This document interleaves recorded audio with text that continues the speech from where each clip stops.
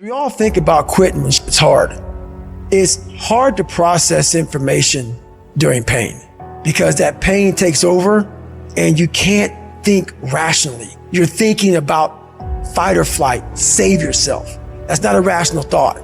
It's not a thought that's going to get you through hard times.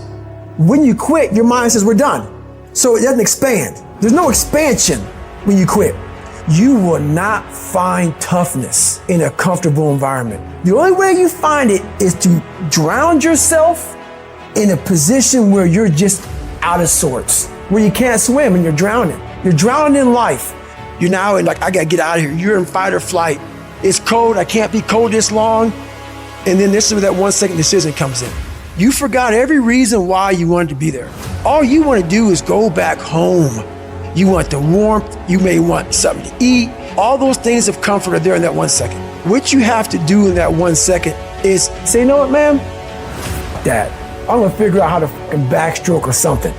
It's about gaining control of your mind, putting things back in the proper perspective, and then saying, I really do want to be here, and I'm gonna have a bunch of these 1 seconds, and I have to learn to control these, because if I fail one of these 1 seconds, I will not be a doctor, I will not be a lawyer, I will not be whatever the fuck it is. When you say, f you, this sucks, I'm drowning, I'm miserable, I'm suffering, I'm broken, but I'm not going anywhere. What happens to your mind, it says, f he's not leaving. So we gotta expand, we gotta grow, we gotta figure this fucking thing out. These compartments in your brain, they have to work. And then you start to engage parts of your mind that you've never engaged before. When you're in suffer mode and you say, I'm not gonna quit, you're forcing your brain now to operate on a level it's not used to, but then it becomes used to it. If you want to take the fucking island, burn the fucking boats. When you burn the boats, you tap into a level of drive, determination, and courage that you may have never experienced before. You become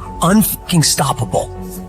You are not any further than where you are right now because you have never thrown your whole self at anything in your life. I have never met anybody who became incredibly successful in any area of their life until they had suffered and sweated and sacrificed and kept their focus and fought through tears and trials and tests. And if you have a dream and you commit to it, it will come to pass. And you think greatness goes on sale, but true quality never goes on sale. Greatness costs what it costs. You gotta pay a price. There are no discounts to success. Only grind, only hard work, only perseverance, only sweat, blood, and tears. 50% of women is showing up for the fight. The fight is half over when you show up. You'll never win a fight you don't show up for. I am through hiding in the shadows for fear that I might fail.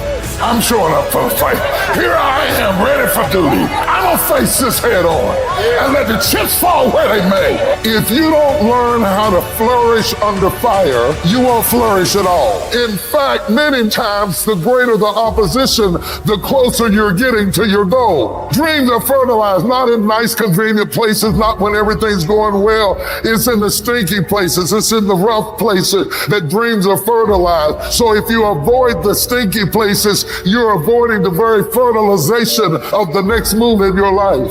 It may take a long time, but if you just keep going right, if you just stand your ground and be dedicated, if you keep going right, you can lose weight, you can go back to college, you can get your doctorate, you can overcome anything. And whatever it takes, I'm gonna pay the price. I'm gonna do it when things go right. I'm gonna do it when things go wrong. I'm gonna do this. I'm gonna be consistent. You can count on me. I'm gonna show up every day. I'm gonna make a little dent in it every day. I'm gonna hit it every day. I'm gonna chop it every day. I'm gonna swing every day. You can count on me to take action. You have to be intentional. You have to be obsessed. This has to be something that's just infectious. And when people get around you, it emanates and there's an energy and there's like, this person's just gonna will this to happen. Our obsessions become our possessions. So if you want to become great, you've got to let go of everything but that dream. Anybody can dream it, but you'll never see it until you're willing to be committed to it. You got to have your back against the wall and give yourself no way out. Because when it's do or die, you'll find a way to do it. Everyone hits the ground at one point. The question is, who gets back up? Failure is part of success. Someone achieves a title and everyone tries to chase that title. And they never get the title. And why? Because they're chasing the title. The title's nothing. There's nothing there. It's not the materials. It's the individual that created the title. You gotta study the character. And when you study the character, you'll see failure everywhere. You'll see some dark hours, man. But if all of this fell apart, why didn't it? The belief of the individual, true as with where he's going, kept his eyes focused on the horizon, didn't get carried away with all the ups and downs and the bullshit battles of the daily. It said, are you on a journey of betterment, moving somewhere in some progressive state? Are you moving, or are you sat down and giving in, throwing in the towel, resting on what you have, not willing to take that risk? The thing is, everyone that's done it and achieved it have failed 1,000,000 times over before they finally got it. Failure and setbacks, people quitting, chargebacks, flunking the exam. That's all gonna happen. Just get ready.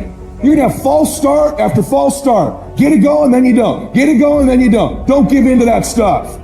Don't give in to the fears. Don't give in to the setbacks. You're gonna have failure. It's part of the game. And when you get weak, when someone quits, when an appointment cancels, when some Yahoo tells you you shouldn't be doing this, and you're not good enough, or there's something better, whatever they tell you, you remember why you're doing it. You gotta have a permeating attitude that you're gonna win. You gotta have a positive outlook. You gotta be optimistic. You gotta know you're gonna win. Right now, you gotta say, I'm gonna win. I'm gonna win. My life is gonna win. There's gonna be a victorious life here. Because listen to me, the price you pay for losing here is too extreme. You have to carry the burden of failure the rest of your life. The people in life that win play offense, not defense. Stop backing into everything. Stand up. Bow your back a little bit. Start to walk a little different. Start to be that best version of you. You can do it in your quiet way. You can do it the way you do it. But somehow they got to look at you and go, okay, I won't monkey with that one. You're going to have to put up with some rejection. You got to put yourself in an uncomfortable place. Listen to me. Do it. Put yourself in an uncomfortable place. Don't negotiate it. Don't try to navigate it in your head. Negotiation, you will lose. Unrealistic people rule the world. Quit trying to be so daggum realistic. Remember this. Weird, rich, normal, poor. You got to get a little road dog in you. You got to rise up. You got to make your dreams a reality and live a damn masterpiece.